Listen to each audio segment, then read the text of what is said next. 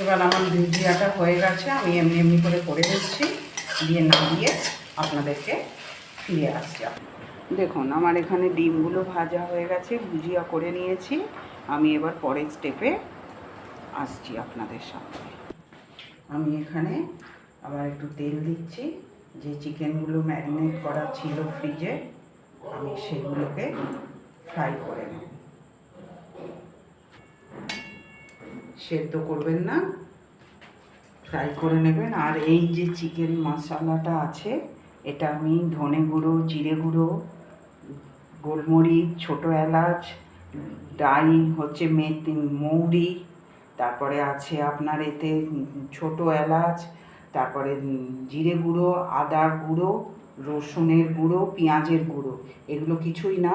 এগুলো সরু সরু করে কেটে রোদে একটা নিউজ পেপার দিয়ে শুকিয়ে নেবেন। এমন মিহি করে কাটবেন যাতে একদিনেই শুকিয়ে যায়, তাহলে দোকান থেকেও কিনতে হলো না, আর বাড়িতেও হয়ে গেল। একটু অবশ্য একটু কষ্ট লাগবে, কিন্তু খেতে সেটা বেশি টেস্ট হয়। এই চিকেনগুলোকে এতে ফ্রাই করে নিই।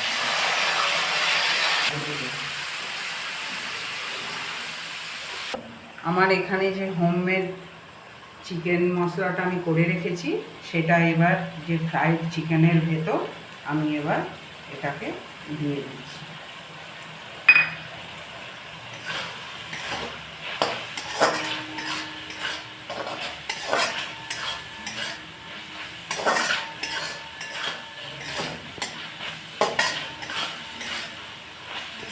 আমি এখানে একটু রেড চিলি পাউডার দিলাম।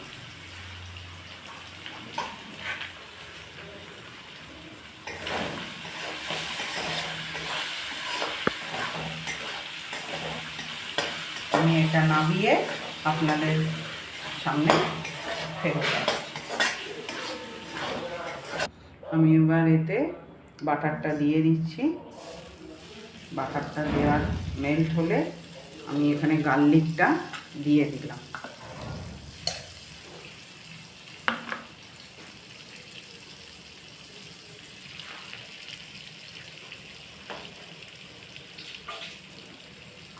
আমার এটা হয়ে গেছে, আমি এটাকে নামিয়ে ফেরত আসছি।